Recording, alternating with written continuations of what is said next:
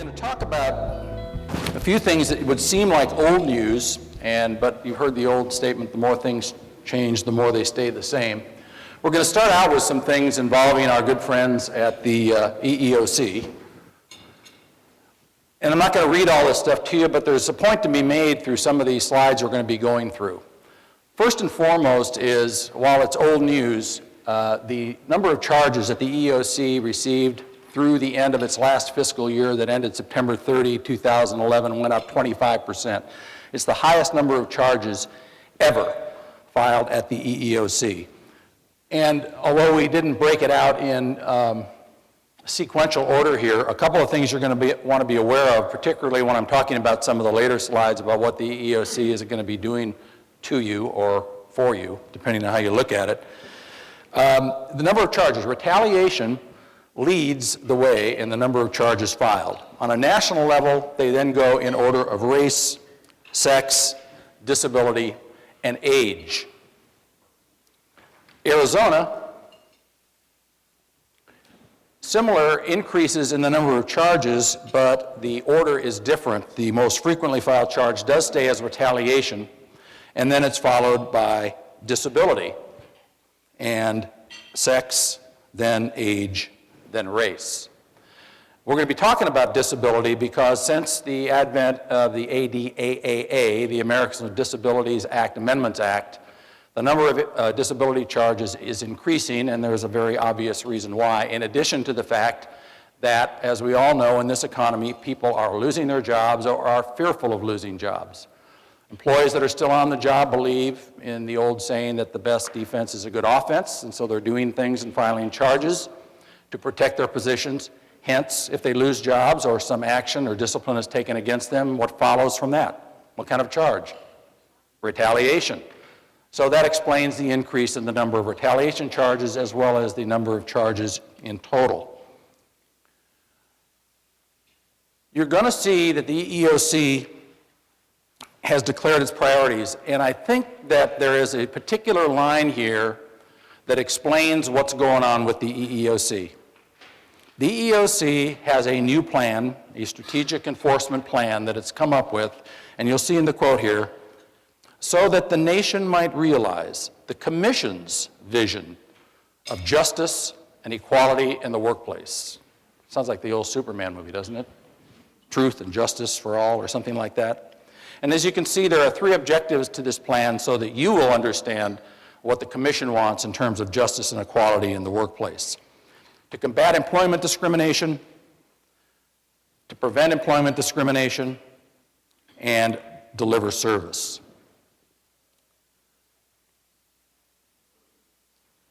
There are 5 objectives to this plan. As you see in the very first bullet point, it is designed to achieve the first objective of strategic enforcement. And let me read that to you again, so that the nation might realize the EEOC's vision of justice and equality in the workplace, whatever that might be.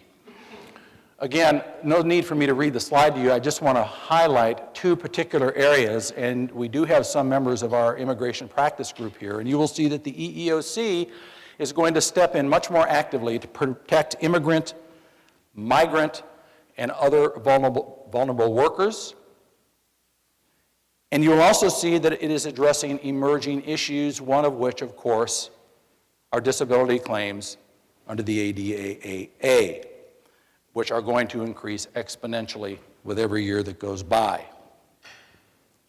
To do this, you should be prepared to deal with, at least the EEOC is saying that it has a new priority charge handling procedure. And for those of you that didn't know, the EEOC has always had priority handling procedures. Maybe this is just a new spin on an old practice. They used to have charges that would come in, and they would classify them depending on whether or not they would be a likely cause finding, a no cause finding, or somewhere in the middle, might be, might not be. In this case, they're going to rate charges under the priority charge handling procedure. They're going to have category A charges, et cetera, et cetera. As you'll, there we go. And as they say in this next bullet point, because of the large volume of individual disability, harassment, retaliation charges, these charges should only be categorized as Category A if they present strong vehicles for development of the law. And the reason I'm mentioning that particular bullet point to you is one of the things the EEOC is at least saying it's going to do, I don't know if it has the ability to do it or the resources to do it, they're going to make examples. They are going to be filing actions that involve class and systemic charges. So if they find a case that's particularly attractive to them, they may use you as the example. You will be the poster child of cases involving the ADAAA in the Phoenix district, or maybe it could be the Arizona Civil Rights Division in harmony with the EEOC. That's a quick run through on the beginning of our friends at the EEOC. Now, Just Post is going to pick it up from there. 5th of this year, the EEOC put out some guidance on arrest records and conviction records. And so we're just going to touch base to go through these. I'm sure many of you are using these types of background checks during your employment hiring policies and employment-related decisions. So generally, the first rule has to do with arrests. And the EEOC's position is that you do not take into account arrests when making employment-related decisions. Now, what you can do is you can take into account conduct. So the example that's provided in the guidance is sort of a classic one where there's a principal and he gets arrested for engaging in improper sexual conduct with a couple of the, I want to say they were 11 and 12-year-old girls. And the school, upon learning upon the arrest, they can't then do something based on the arrest. But what they can do is they can follow their own internal policies for conducting an investigation, interview the principal, interview the girls, and then depending on their own findings, suspend him and then ultimately terminate him if that's the decision that they want to follow. So really there's a big difference between you can't do something based on the arrest, but what you can do is you can make a decision based on the underlying conduct. The other part that's kind of come into play has to do with the EEOC's recently had a study done, and it's in this world of disparate impact. And they've reached the conclusion that if you have a broad policy where you don't hire somebody based on a conviction, this has a disparate impact upon certain categories. And so according to their study, I want to say it's 1 in 17 white men, for example, haven't done prison time, but yet 1 in 3 African American men have. And so a policy against convictions will have a disparate impact on African American men. So this kind of leaves you in what do you want to do? And the general rule here is that you want to, you don't want to exclude applicants unless there's a reason, unless it's job related and consistent with business necessity. Now, how that plays out is you need to have a narrowly tailored plan that kind of has 2 procedures. And the first one is that you want to make sure that the job that you're hiring the person for, there's a reason why you wouldn't want that type of conviction for that person. So you want to have some sort of explanation that you can be able to provide. Now, in addition, you want to consider how long ago the crime occurred. Now, I mean, you can think of an example. Does it matter 15 years ago for most jobs that somebody maybe had a pot possession charge? Probably not. But if it's much closer, you can then have more of a rationale for why that conviction is mattering for your own employment-related decision. Now, the second step has to do with an individualized assessment.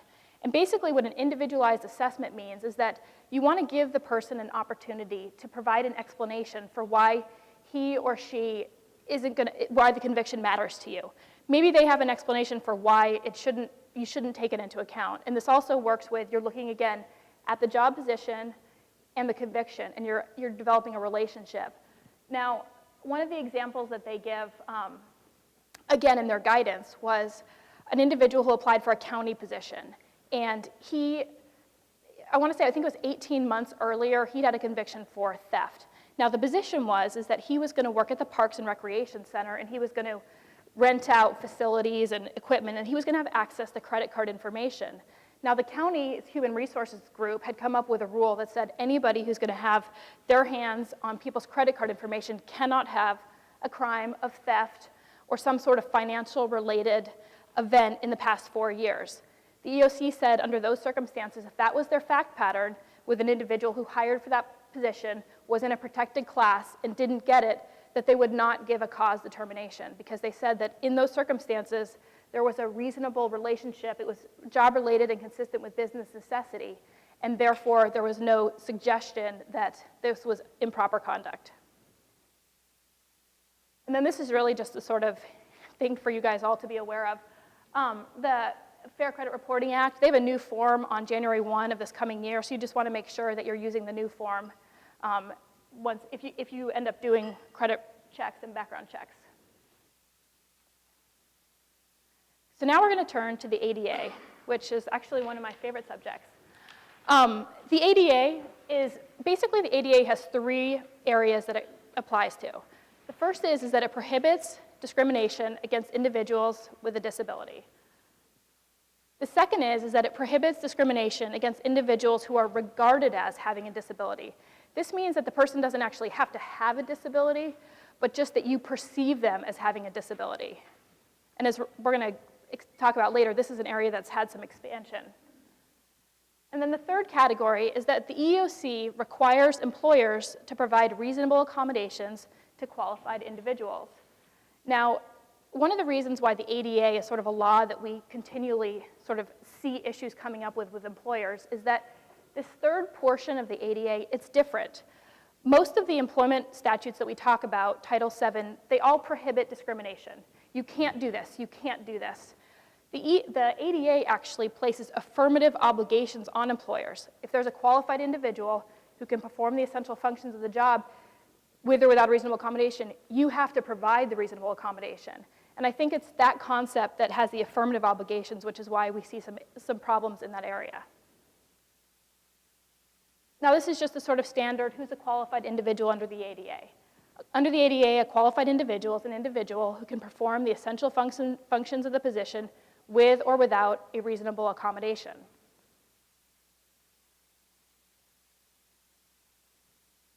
Now, definition of disability. I'm spending a little bit of time talking about this because the recent amendments have had a big impact on this issue. So the general definition of a disability, it's a physical or mental impairment that substantially limits a major life activity, or it's a record of having such an impairment, or it's having somebody being regarded as having such an impairment. So the amendments didn't change this rubric, but what they changed is how these major life activities are now evaluated. So you can see that the definition of a major life activity significantly has expanded. And so now it includes activities like working, reading, bending, and communicating. And then major bodily functions has also expanded. So now you've got cell growth, digestive functions. And basically what happened was Congress wasn't happy that some of the courts had made a decision to kind of limit disabilities. And there used to be a significant portion of the ADA analysis was, is this person disabled? And ultimately the effect of the ADA amendments is that you don't consider that anymore. I mean, occasionally you'll have a situation where that comes up, but the analysis really isn't done there. Most of the people are now going to have disabilities, which is why you've seen, like Ron pointed out, you see a sort of a spike in claims. Now, another part that the ADA amendments clarified has to do with episodic conditions. And generally the rule now under the ADA with the amendments is that you consider whether the person is disabled by looking at the condition when it's active. So if it would impair a major life activity when the condition's active, that's how you determine whether they're disabled. You don't take into account the frequency or anything along those lines. Classic examples, epilepsy, diabetes, stuttering, hypertension. There's a number of cancer conditions that fall into this category. And these employees would be entitled to a reasonable accommodation if they were qualified to perform the essential functions. Mitigating measures. Again, Congress wanted to react to some court decisions that were limiting who was qualifying as having a disability based on mitigating measures. So now the rule is that when determining whether somebody's disabled, you don't take into account mitigating measures. So take, for example, a person who's bipolar, and they take medication to stabilize their condition. You don't consider them as not having a disability because their condition is stabilized under the medication. They're still somebody who has a bipolar condition. They didn't change the rule, though, for eyeglasses. So that is not considered a mitigating measure. Somebody who needs contacts or eyeglasses, they don't qualify as a disability, which would obviously affects me and probably a number of you guys. Well, we just want to give a couple of examples of how the ADAAA has affected disability claims and how they are growing. And this was one of the conditions, shall we say, that has been a subject of debate for a long, long time since the ADA came around. And if I was just to summarize it, pre-ADAAA, the analysis was if a person had a disability, an underlying disability that caused or was the cause of obesity, then that person would be protected. If it was obesity based upon something other than an underlying condition, the argument was that they weren't protected by the ADA. It's different today. So under the expanded definition now, a number of courts have concluded that obesity in and of itself is a protected disability. Now, we've cited a case that came out of Louisiana, federal district court in 2011. Actually, since we did this overhead, there has been a Supreme Court case out of the state of Montana. Now, that may seem kind of remote to you, but actually that case is being cited more and more throughout the country by a number of writers on this topic as what's going to be a landmark case, because that case uses the ADA analysis and is holding, frankly, that obesity in and of itself is a disability. Again, this is something that was under debate for a long time, but you can see how the ADAAA has changed it. I didn't know what a green ribbon was. How many knew what a green ribbon stood for? Well, it is supporting people or stuttering. This is another case. This involved a situation involving a stutter, and the court found that it was indeed a protected disability. And the court used an analysis, such as Jess was just talking about, that it was like an episodic condition, that when the person was stuttering, it affected a major life activity of communicating. Therefore, even if the person wasn't stuttering, stuttering was a protected disability.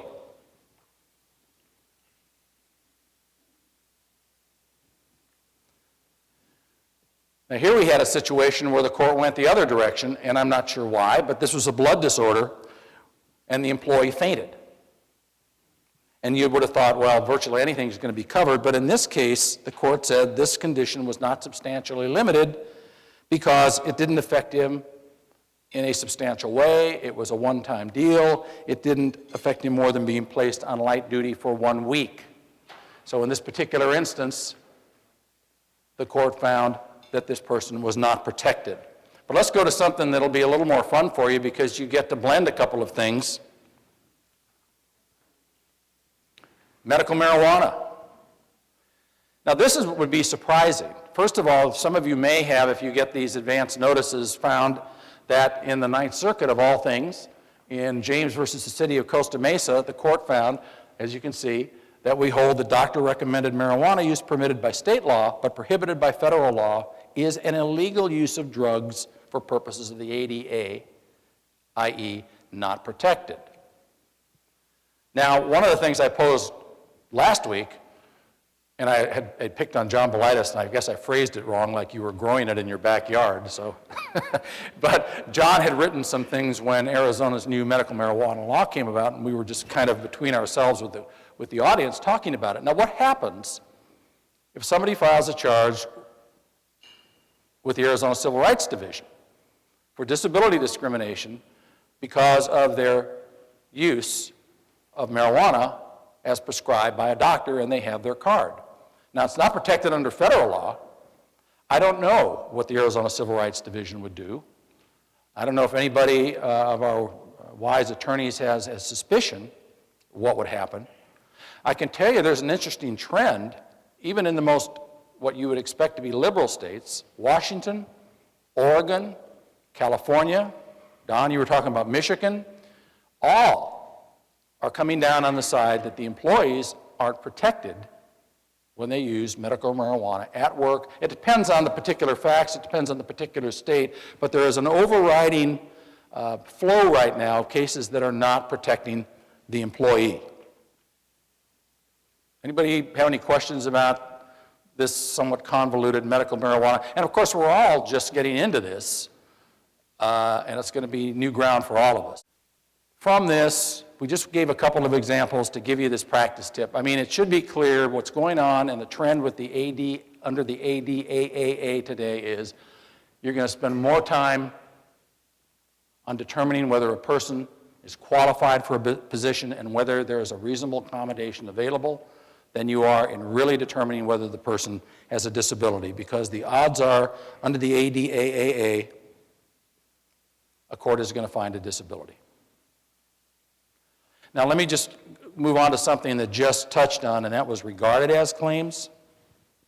Again, under the ADA and the ADAAA, there are 3 bases to be disabled. One is the condition substantially limits, blah, blah, blah. Number 2 is you have a record of a disability. Number 3 is you're regarded as having a disability. And in this latter example, the courts are really, the EEOC and Congress have expanded this definition. Before, to be covered, an individual had to be regarded as having a condition, a physical or mental impairment that substantially limited major life activity. If they perceived an individual as having an impairment, but that impairment was not perceived to limit a major life activity, the protection didn't apply. Today, it doesn't matter. If the employer perceives an individual as having a condition, it does not matter whether they perceive it as having or the condition actually has substantially limiting characteristics. Everybody following the distinction? It's much easier to prove a regarded as claim today, and we suspect that these are going to also increase because of the ease with which the complaint can be made. Here's a practice tip.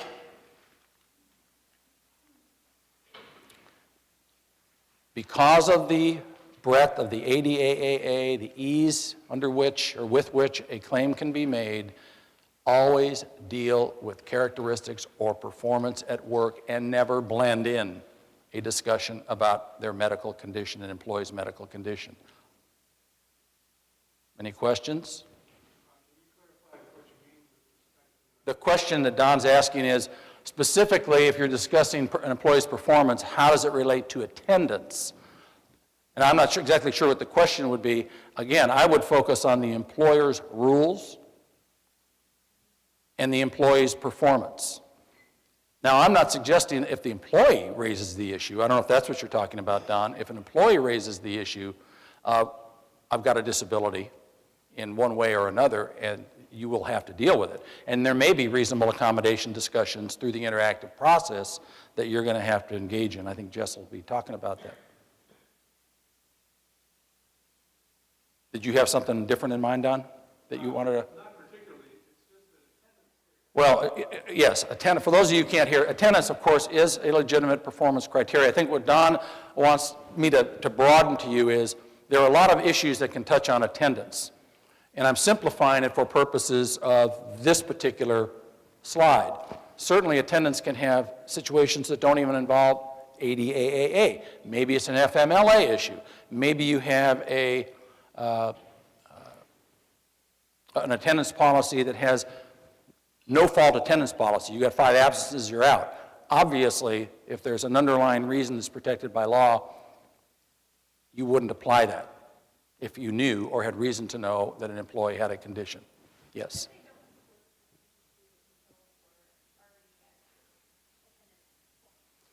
The question is, what if the employee doesn't disclose a condition to you until whether it's the attendance point, and I would apply it to performance in general.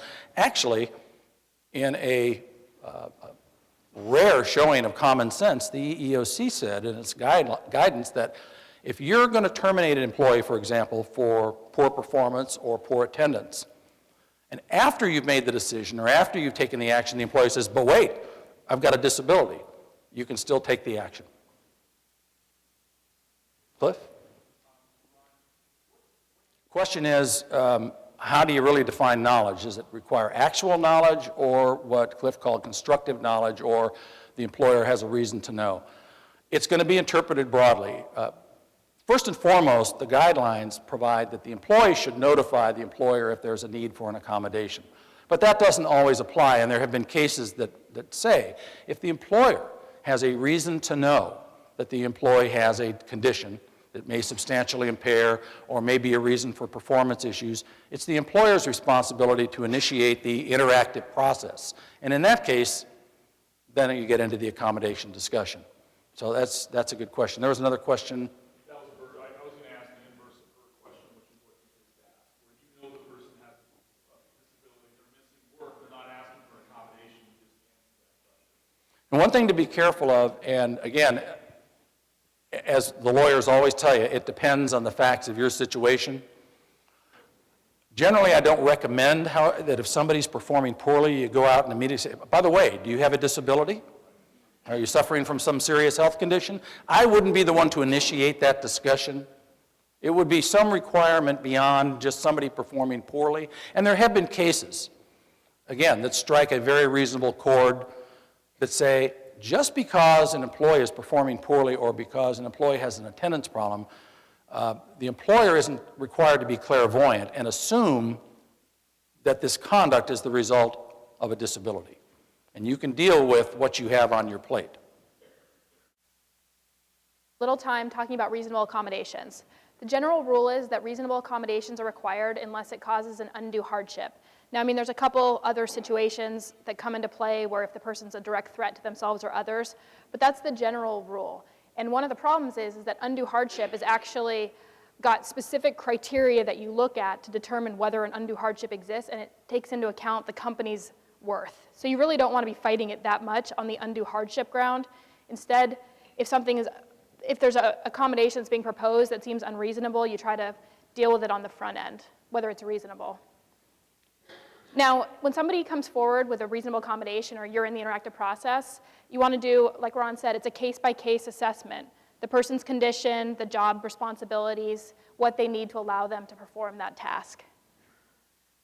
As you mentioned, failure to provide an accommodation is going to be a disability discrimination. Now, here's some just sort of basic examples of reasonable accommodations. Job restructuring. Now, I don't mean switching an essential function out of a job. You don't want to do that, but sometimes there'll be a non-essential function that, say, for example, somebody with a back injury can't perform. You could easily move that non-essential function to somebody else. In addition, sometimes part-time work or a modified work schedule might be a reasonable accommodation. Maybe the person needs to come in at 10 a.m. instead of 9 a.m., those type of situations.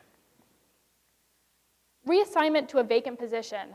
And this is one that only applies to current employees, and it's also been receiving a significant amount of sort of attention, I'd say, in the court system. And you're seeing more and more circuits going pretty aggressively after this accommodation. And what used to be the case, and this isn't yet been addressed by the Ninth Circuit, but the Seventh Circuit, for example, they had a rule that said if somebody was qualified to perform a vacant position, so they had a disability and they were qualified to perform the vacant position, you could consider them for that position, and you would also consider other people that were also qualified for that position, and you could pick best qualified for that vacant position. Seventh Circuit recently said, nope, if you have somebody who has a disability and they're qualified for that vacant position, they get preferential treatment. It doesn't matter that they may not be your first pick, but you do put that person in that vacant position. So again, we aren't aware, the Ninth Circuit hasn't gone there yet, but there's more and more circuits that are going towards the direction that you give preferential treatment to a disabled individual for that open position. Seniority systems, don't trump. So the seniority system trumps. So you don't put somebody into a vacant position if somebody has an entitlement to it through the seniority system. And that's in actually the statute or the regs. So you don't adjust seniority systems for a disabled individual. Kind of the classic ones, I mean, you modify equipment, devices, things along those lines. You also may modify tests. One of the ones that I've seen come up is in the pre-employment context. You have an individual taking a test that's testing maybe their recognition of phrases. Let's say they have an attention deficient, what is it, ADD. Under those circumstances, you might adjust the timing for the test so that that person has additional time to perform that test. That's sort of tests are something to keep in mind that you might be adjusting. You might also be providing a qualified reader or an interpreter. Somebody who's hearing impaired, for example, you might provide an interpreter at a training session. Now, these are accommodations that aren't required. The first one is bumping. So you don't need to, because you have an individual with a disability and there's another position that they could perform, you don't bump somebody. They don't get that position. You also, for applicants, and this is different than the rule for current employees, an applicant applies for a position. If they are not qualified to perform the essential functions of that position that they applied, you don't then consider whether there's some other position that you can put them in, okay? So it's different. Applicants, you don't consider other positions. Current employees, you do. You don't alter or reallocate essential functions. And one of the problems that you have if you do this is that you move an essential function out of a position temporarily, you've just really hampered your ability to then argue that this is an essential function. So you don't want to do that. You also don't have to supply personal items. So if somebody says they have a disability and they really like those cute reading glasses, you don't have to do that. And you don't promote an employee. So let's say you have an individual who has a disability and they can't perform that current position, they can't perform the essential functions, but yet they could perform the position above them. You don't promote them so that they have that position. You are not required to do that. Now, this is the interactive process, and I'm sure this is a phrase that everybody's heard of, but again, this is another area where there's a lot of attention. Basically, what the interactive process requires is that the employer and the employee engage in a discussion to determine whether there is a reasonable accommodation that would allow the individual to perform the essential functions. Now, Dawn, who you heard speak, we had a case, and this is, some circuits have even recognized the claim of just failing to engage in the interactive process, and we had a case, and it involved, it was pretty, we struggled with the case, partly because the employer didn't engage in the interactive process as thoroughly as the court would have liked. And I'm going to tell you the facts real fast just because I think it's a pretty telling example of the interactive process. But basically, it was an employee who was deaf. He could hear certain sounds if they were loud enough at a certain tone, but other than that, he couldn't hear, he couldn't talk, he didn't have any of that abilities, or those abilities. And he applied for a position to drive heavy equipment, and the only way they communicated was through radios. He could not use the radios, okay? So the people who interviewed him said, geez, he can't use the radios, that's an essential function of the job. For sure, he's not qualified for that position. And the problem is that their assessment was correct, although it took us a 6-day jury trial to get there. And the court faulted the company in that circumstance for not having engaged in more of a discussion with this individual. And the court said that because we didn't engage in the interactive process, they survived summary judgment. They also said that it could be indicative of bad faith, which goes into punitive damages. But so what the court wanted us to do, and there's other courts that have done this too, is they want an employer under those circumstances to consult an outside agency, to consult some group, to see if there aren't some other reasonable accommodations that would allow the individual to perform the job. There would not have been any in this case, but the fact that we didn't take that step caused problems for that company. That company had a similar situation come up, and they actually followed a different protocol, and they took the individual around to the job and explained the different functions and gave a tour, basically, and asked them, how would you do this? How would you do this? And during that process, that employee who had the disability said he didn't want to do it. But employers are absolutely allowed, if they have that circumstance, to take the person on a tour and ask them how they would perform those essential functions. And some court cases have really looked favorably upon that process. So basically, the bottom line is what you want to do is something that you can then point to that says that you did it, that you, in good faith, engaged in that process. And this is the standard that Ron gave before, that if you have reason to know that the employee has a disability, that's when you begin this interactive process. And Ron is going to talk to us about the 5 ADA mistakes that we see, not too frequently, but fairly frequently. Yeah, I don't know if they're the common mistakes. We see a lot of common mistakes, but we just kind of put together from our cases we've handled and our reading, what mistakes would we like to discuss with you today? And of course, let's start out with one, which follows along with what Jess was talking about involving the interactive process. ending the interactive process with an employee who requests an accommodation but does not identify one. Now again, as I told you before, even the EEOC says normally it's expected that the employee would identify that they're disabled and perhaps make a request for an accommodation. It's not always the case. But you've gotten to the point now where you're involved in the interactive process. Well, what can we do for you? Well, I don't know. Okay, well, sorry, you're out of here. I can tell you that might not have even flown under the old ADA. I can assure you it will not fly today under the ADAAA. Interactive process is going to be key. And what I would suggest to you, in fact, let me ask the question of this very experienced group. You all know the 3 major rules of HR management, right? You know what's the first rule? Document. What's the second rule? What's the third rule? Exactly. Document, document, document. More critical than ever today. You thought it was bad before? If you're having a meeting and you're discussing the interactive or going through the interactive process with the employee, you want to document the fact of the meeting. You want to document what was said at the meeting. You want to document accommodations that were discussed, and if the employee can't come up with one, maybe you want to try. Document the accommodations discussed. If a certain accommodation was denied, document why the accommodation was denied. Remember, the employee doesn't get to dictate the accommodation. You can choose the accommodation. It doesn't have to be the most reasonable or the very best accommodation. It just needs to be a reasonable accommodation. So you want to document the process that you went through. Really going to be critical. Along the same lines, you have employees coming back from some kind of release due to a workplace injury or maybe a serious health condition under the FMLA that may have lasting results, something that might segue into an ADA claim. Again, failing to engage in the interactive process with an employee returning from work and simply assuming, okay, you're stuck, you've got to do all essential functions of the job, just making that assumption may be leading to trouble for you. Number 3, just touched on this, but I want to touch on it again.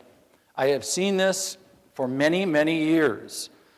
Employers, either because they don't know what else to do or because they're trying to be kind, eliminate essential functions of the job or reallocate those essential functions of the job to somebody else.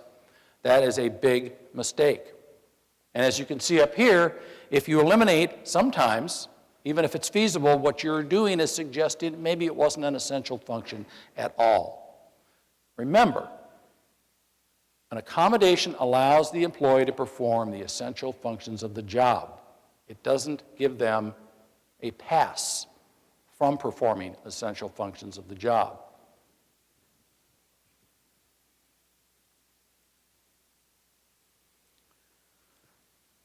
I don't think this happens a lot today, but it happens enough where I just want to bring it up as a mistake that employers make. You make assumptions because in your mind it seems unreasonable or impractical. You need to be able to articulate and document, again, the discussion that you went through with the interactive process, what accommodations were discussed, and if an accommodation was rejected, why? If an accommodation was granted, why?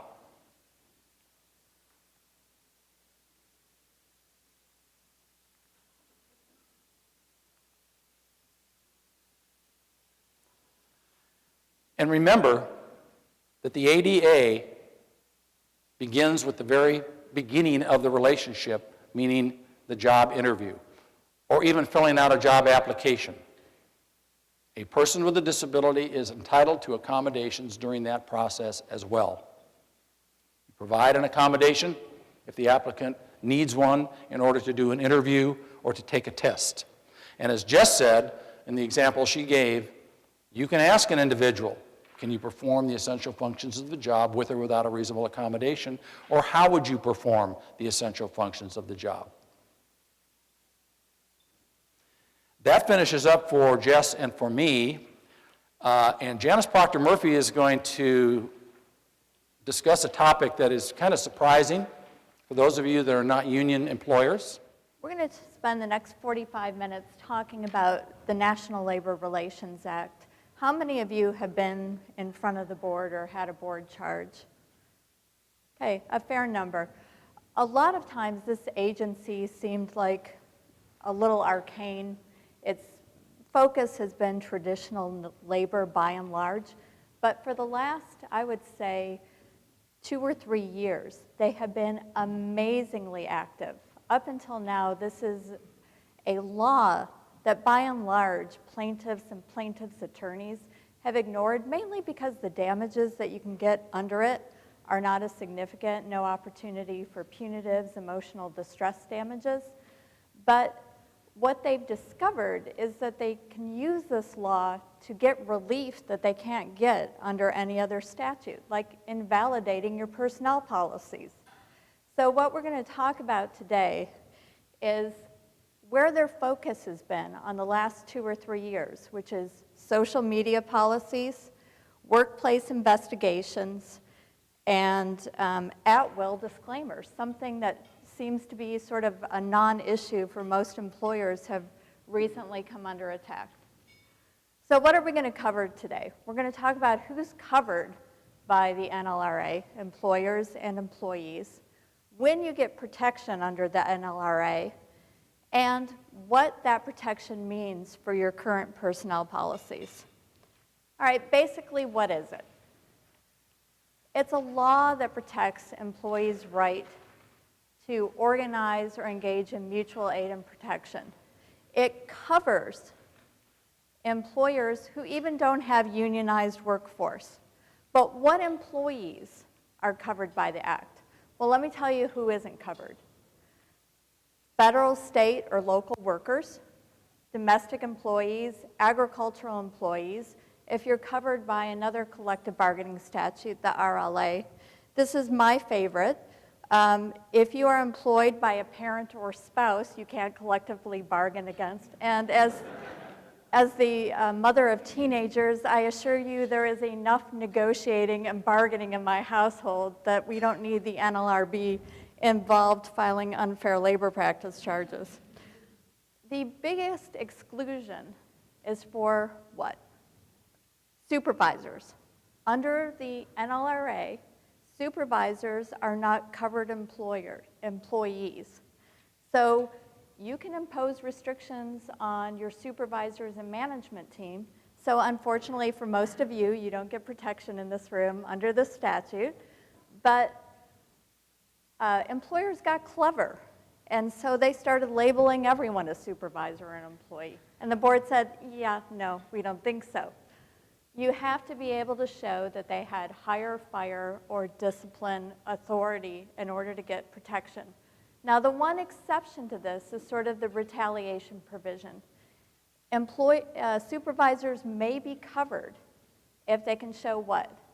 That they were being asked to violate the NLRA and they protested and wouldn't do it. Then they can get coverage under the law in this circumstance. You're like, great, limited statute, why do I care? Well, let me tell you why you're going to care. Under the NLRA, the substantive right that employees have are called Section 7 rights. And Section 7 rights give them the right to bargain and engage in concerted activities for their mutual aid and protection. Now, how do they enforce these Section 7 rights? They do it by Section 8 unfair labor practice charges. And for those of you who haven't been in front of the board, it truly is an arcane system. They have their own judges.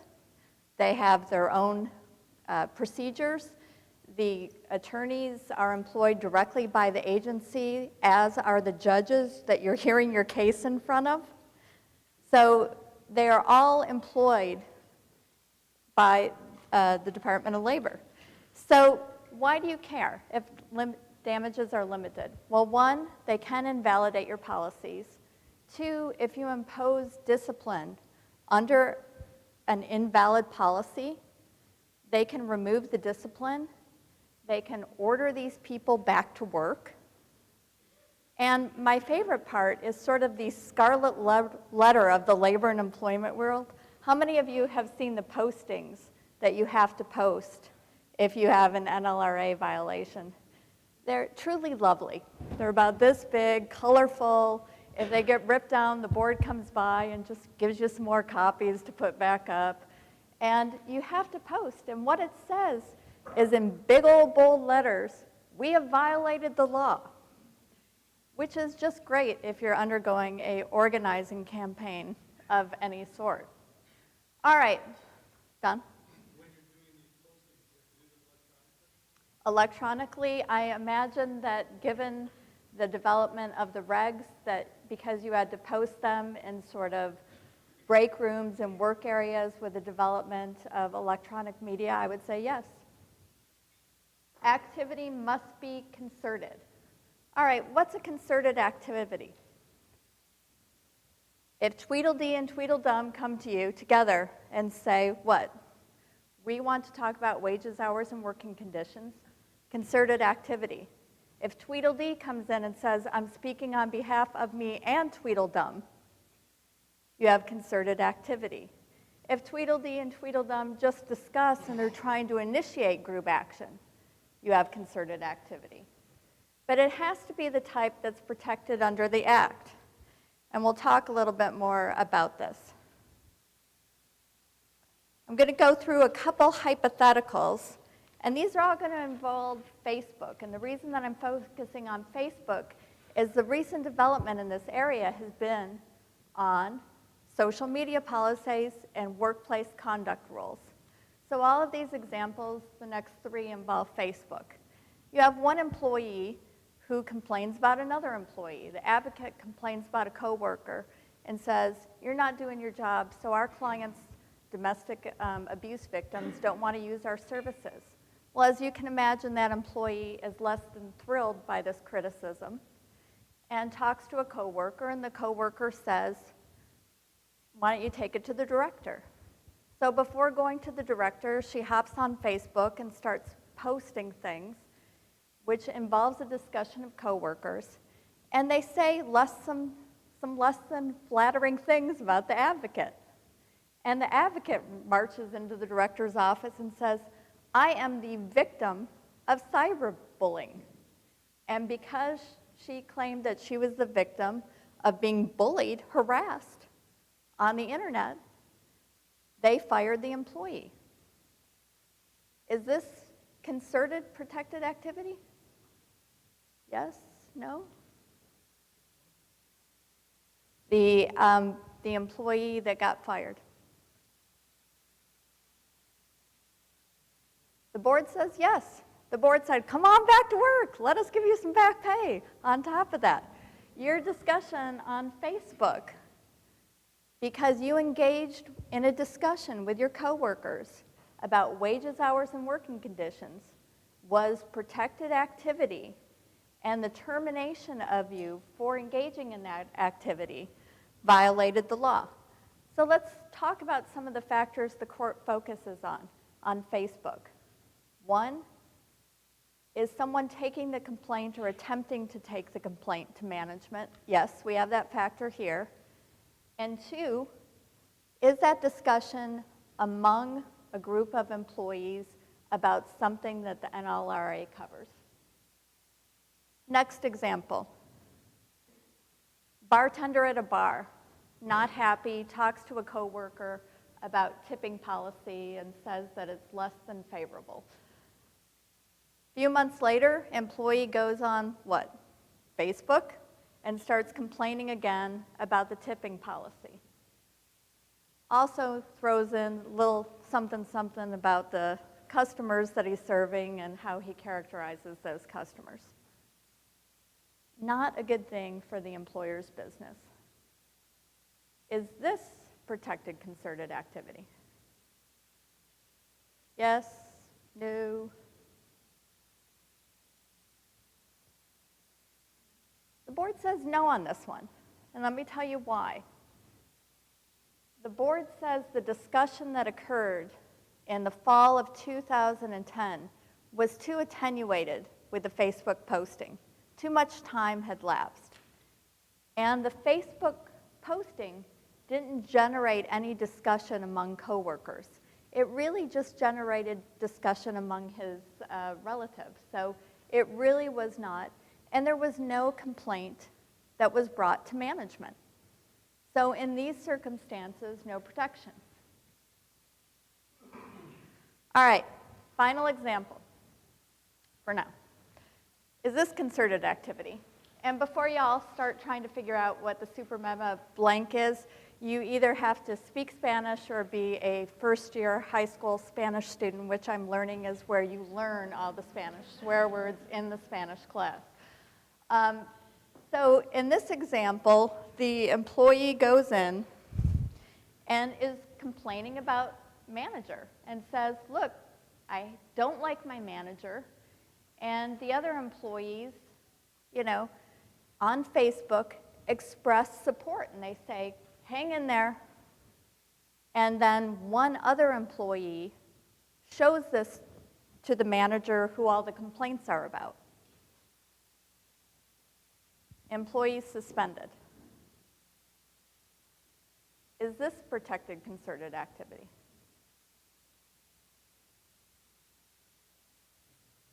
Yes, no. Y'all need a break to get more juice or coffee. What do you think? All right. This one is very confusing. They say in this one, no, it's an individual gripe, and here's why. They say in this case, the individual didn't get any response from coworkers that was anything more than emotional support. All they got was, you hang in there. Let me change one fact in this hypothetical. Instead of just saying, you hang in there, the employees say, we're right behind you on this. We think you're right. Does that change it? May well be. But given the reaction on your faces, I do think this quote is apt. Before I came here, I was confused. Having listened to your lecture, I'm confused, but on a much higher level. All right. Let's don't get hung up too much on the individual gripe, and let me tell you why. I think that was sort of an aberration. I think that had any employee posted in support of that employee, they would have found that that was protected concerted activity. So it was just an odd circumstance that the no support from the coworkers from that employee. Well, we know that they interpret concerted activity broadly. But what do you do about a situation where you just have one employee who's kind of a malcontent, who sort of is always talking about wages, always talking about something, but no reaction from the other coworkers? Is that individual going to be protected? The case we just looked at suggests maybe not. But if you come away with anything today, come away with the concept that this is an exercise in line calling and that one fact could change the outcome of this, and the number of cases, and on your flash drive that you received are 3 NLRB guidance papers on this, and each one of them has multiple dozens of cases on social media policies and what the board considered to be proper and what it considered not to be proper. So this area of law is developing at lightning speed. So before you terminate someone for violating your social media or workplace conduct policies, make sure that you pick up the phone and understand what the current state of the law is. All right. What the board has said is that even at its inception, even at the beginning, collective action has to start somewhere. So even if it involves just one speaker and someone listening to that person, that may be enough if it's about a protected topic. And the example, and the other example they give is that you can't, as an employee, sort of take a preemptive strike. If you see something coming down the pike, you can't intervene and say, no collective concerted activity has occurred yet, so I'm going to get rid of this individual. There was a case out of a nursing home where a nurse spoke to another nurse and said, when you came back to work, did you receive a raise? And that nurse lied to the other nurse, no question about it, and said, yep, when I came back, I got a raise because Supervisor X takes care of all of us from South Africa. And the employee that was asking wasn't from South Africa, and she was understandably upset that this individual had quit and was given a raise. So what does she do? She complains to a supervisor. And they bring her in and say, who have you talked to about this? And she said, well, no one. And they fire her. And their defense was no concerted activity because she hadn't talked to anyone. And the board said, we don't think so. We think that if you are in the midst of an employee, you may not halt the seeds of collective action. And what they think that the employer did in that circumstance is know that her next step was going to be talking to her coworkers. And because the employer terminated that individual, they said that that was a violation of the NLRA. All right, we've talked a little bit about what's concerted activity. What does it mean when something's protected? Protected means it deals with wages, hours, working conditions. Think broad. As you did in concerted activity, think broad.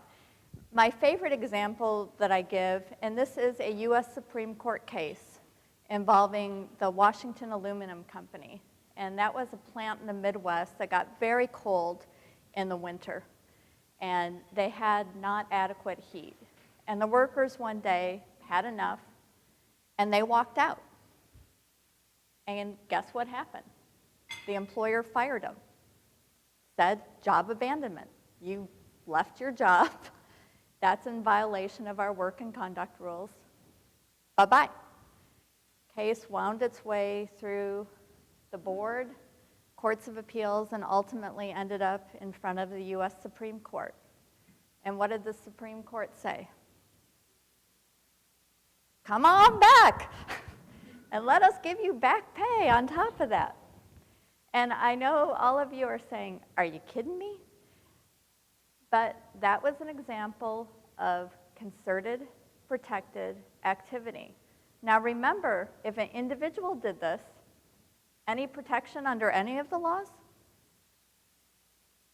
Probably not. Truly is job abandonment. But the fact that Tweedledee and Tweedledum do it together kicks in the NLRA. And I'm telling you, this is one of the best kept secrets in the employment world. And in fact, the chairman of the NLRA just commented on that, and that's in one of your slides. So you say to yourself, well, really?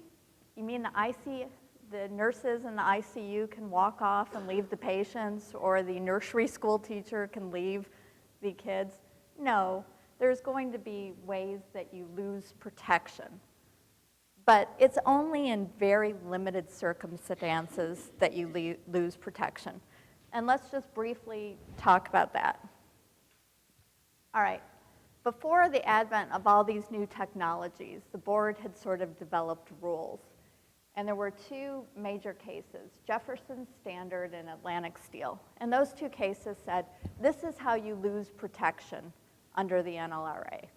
And under Jefferson Standard, that dealt with handing out handbills when you're in the midst of a labor strife, and that you disparage your employer or your employer's products.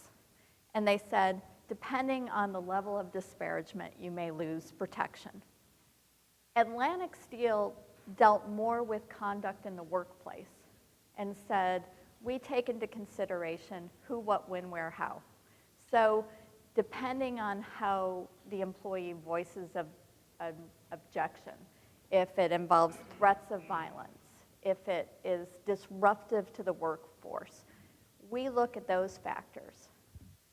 Then the board starts getting these cases on Twitter and Facebook and says, I don't know what to do with these because it involves a third-party exposure that doesn't normally exist in Atlantic Steel. But yet, the Jefferson Standard doesn't apply either because when employees get on Facebook and talk to each other, it looks a whole lot more like the Atlantic Steel when they're talking in the workplace or complaining about a supervisor. So the board morphs these two tests and comes up with a new test, which is now what we refer to as the popcorn test because the popcorn involved a popcorn factory. And basically what you look at is the subject matter protected? Was the conduct provoked by an unfair labor practice? Where did the conversation occur? Was it disruptive? And could it be viewed by third parties and as disparaging or demeaning? And finally, was it accompanied by physical or verbal threats, which is usually going to cause you to lose protection?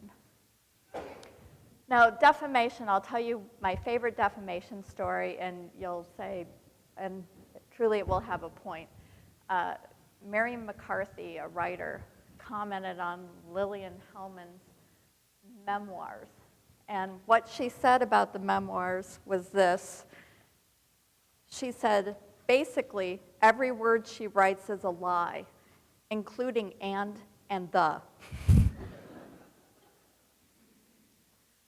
Why I tell you that story is the test in that case is similar to the test that the board applies because those were both public figures at the time.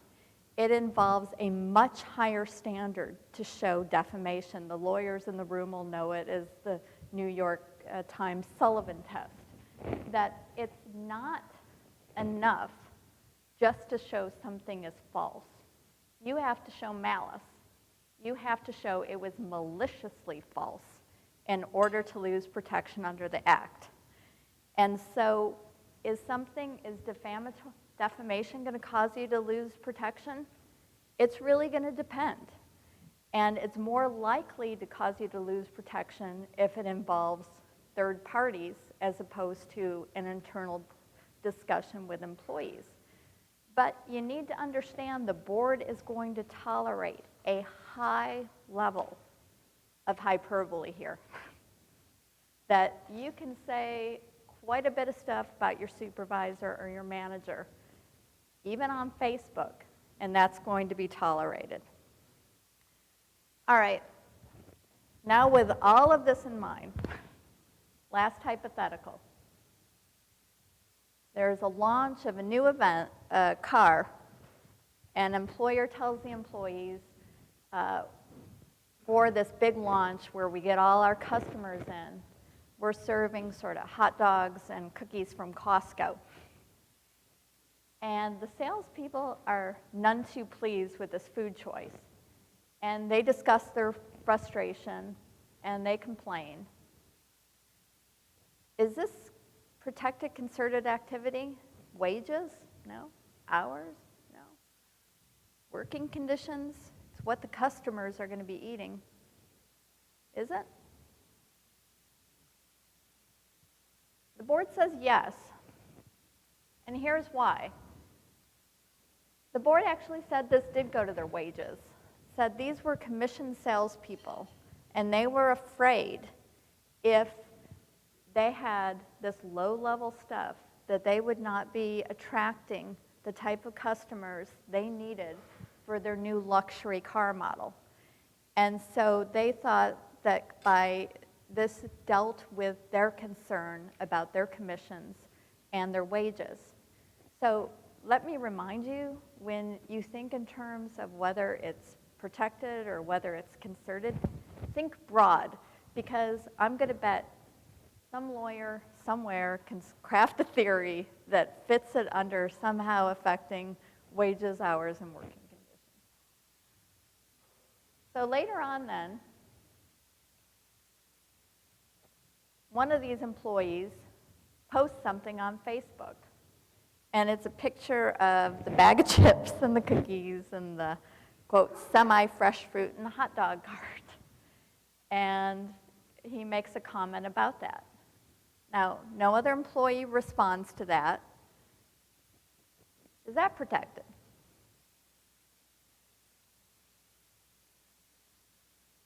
Yes, no, still sleeping. Yes, I hear some yeses, I hear some nos, I hear some people saying, you better wrap up quickly.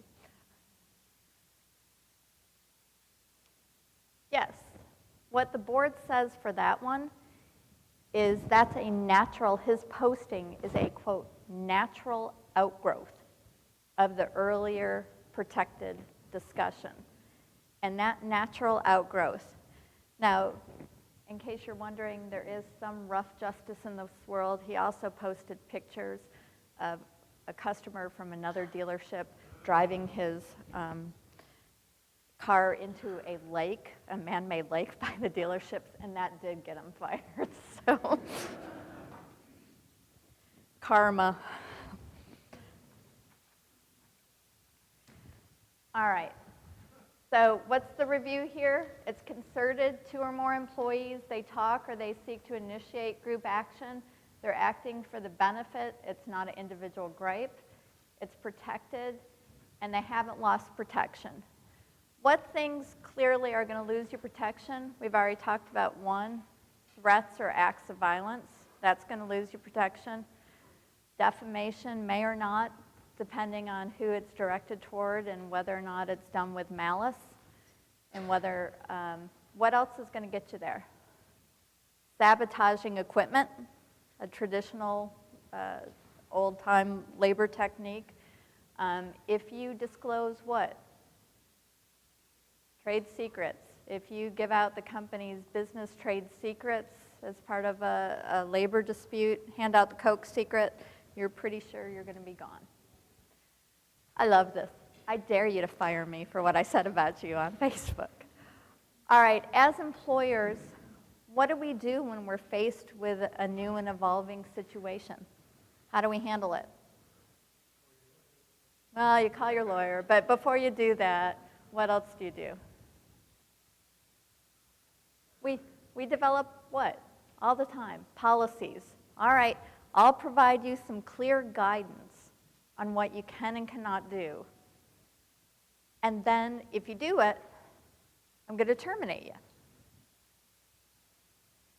But this is where the NLRB has been active. The NLRB has said, what about our policies that we're developing? Your policies are overbroad in chilling Section 7 rights, and therefore if you discipline people or terminate people under these overbroad policies, you're bringing them back because you can't discipline or bring back under an overbroad policy. Now, when will a policy violate Section 7 rights or be an unfair labor practice under Section 8?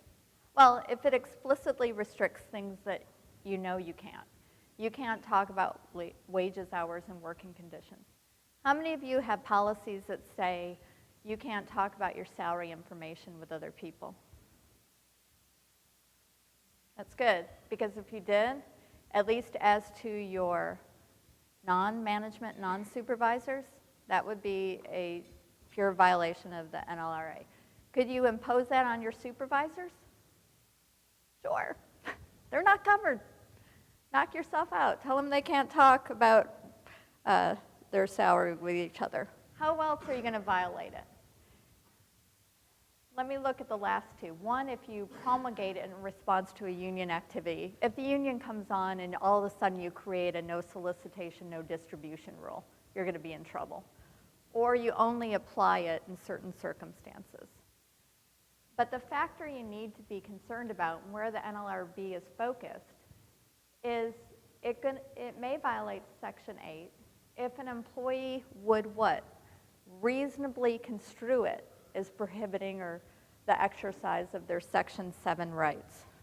So what's the effect of an overly broad policy?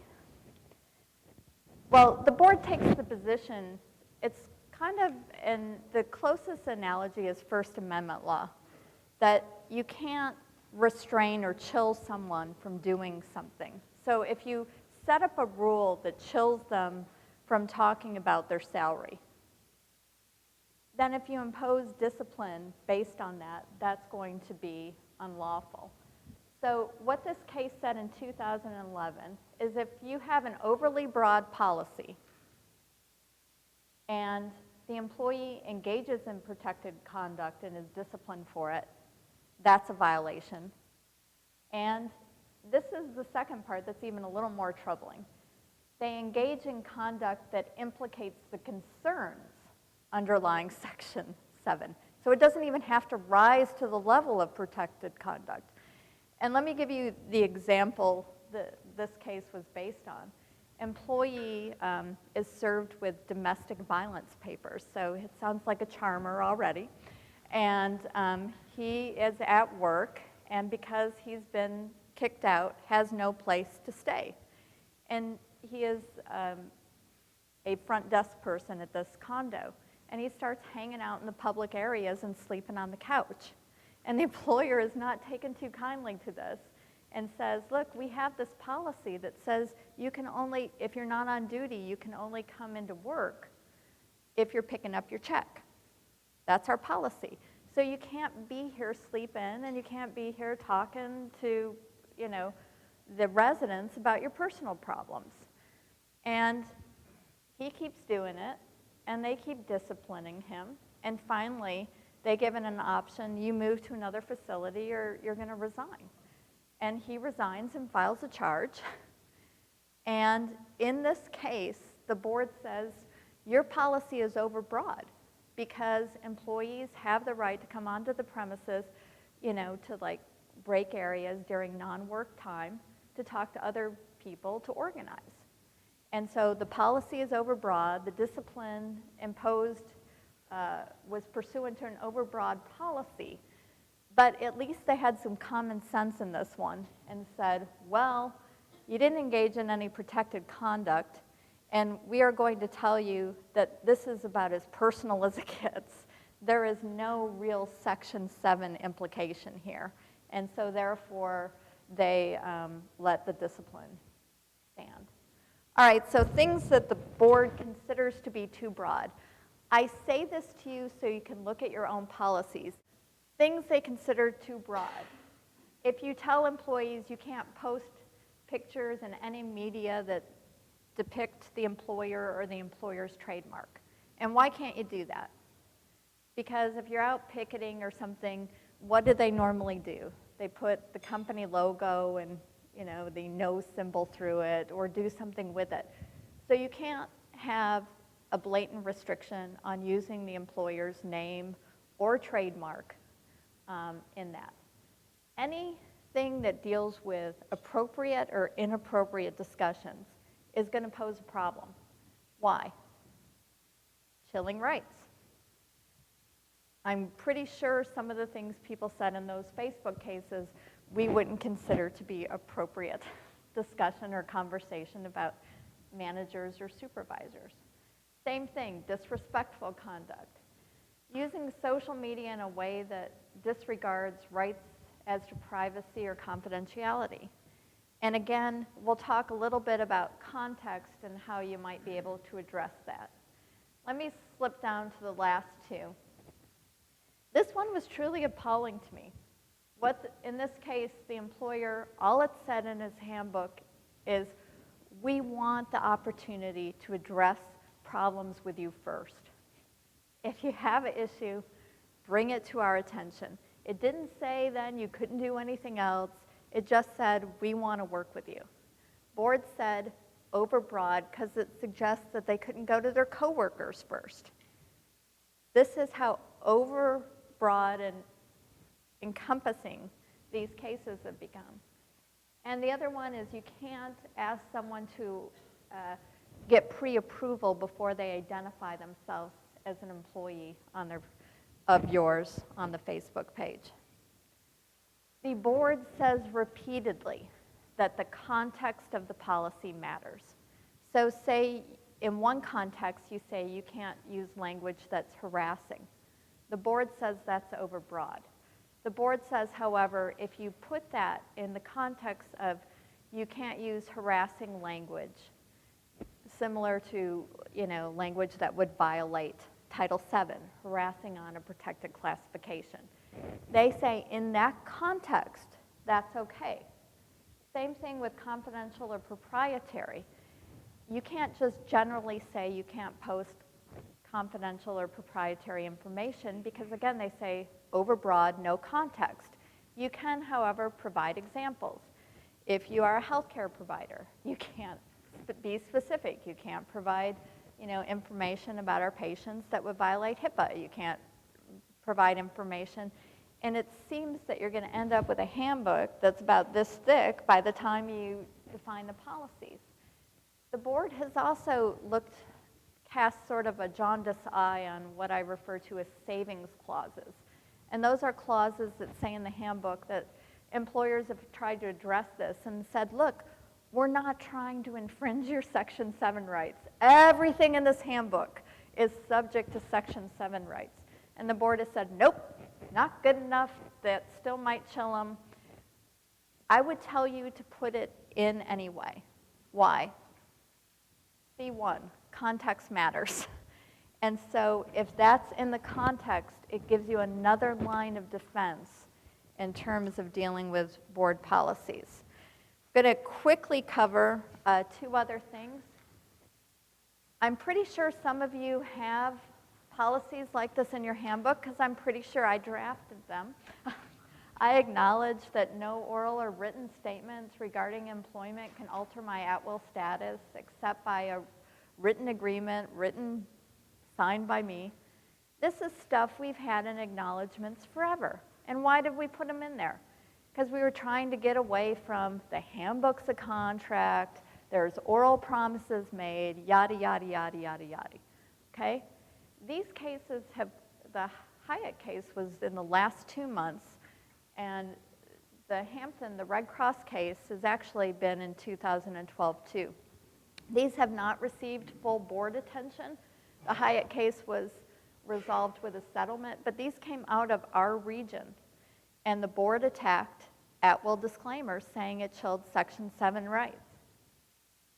And what the ALJ said, who's employed by the board, says that the clause in question suggests to employees that they can't enter into a contract and therefore, like a collective bargaining agreement, and therefore it chills Section 7 rights.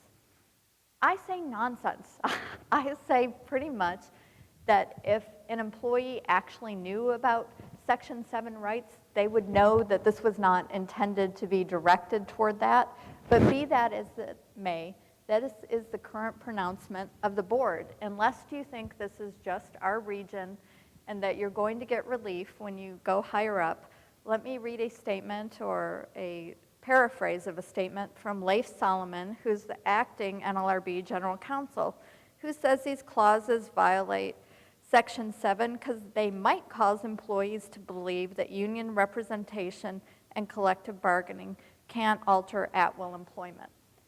I don't know any employee that really believes that a union can't alter at-will employment, but be that as it may, that's the board's pronouncement on this. And finally, I talked to someone this morning who actually this is their case coming out of their employment situation, and you are just going to be stunned by this one. Because how many for years, when you're doing an investigation, tell employees when you meet them, not requiring or demanding that they not talk about this, because we knew that would be a violation of the NLRA, but just suggesting to employees that given the sensitive nature of the investigation, while it's ongoing, perhaps we don't talk about it. Seems pretty non-controversial, correct? No. July 2012, NLRB, out of our region, employer must show before it announces that it has done an individualized assessment of the scenario. So basically, before you tell employees that can't talk about the investigation, you have to show that the witnesses need protection, that the evidence was in danger of being altered, the testimony was in danger of being fabricated, or there was a need to prevent a cover-up. And only in each case, in each investigation, if you do this individualized assessment, can you be sure that you are on the NLRB's good side. In my mind, this is sort of reality versus, theory. Of course, this is what employers do. It's sensitive stuff. We really don't want the integrity of our investigation being compromised. We really don't want sensitive personnel discussions to be taking place generally broad that could be embarrassing to people. But I am the messenger who is telling you what the NLRB's position is on this and what they will say on this.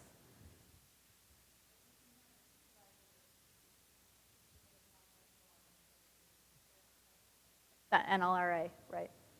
All right, employer action items, things to do when you get home, back to work today. Review your workplace conduct policies. Look for some of that troubling language. Look at your social media policies.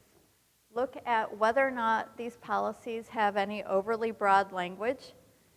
Add in that savings clause we talked about. Review your policies. And avoid blanket statements that all investigations are confidential. You need to make individualized assessments. Consider your at-will disclaimers and proactively address, as we've talked about before, who owns these social media accounts. So with that, thank you very much for coming. An awful lot of what Janice was talking about comes right out of the Region 28 of the NLRB. And Greg Myerson, the judge who did several of those, used to be an employee in this region, and now he's part of the Division of Judges, and these were his opinions, or some of them, that we were talking about. It's happening here, and as I said at the beginning, this could be a little bit disturbing, but that's the way it is. Thank you very much.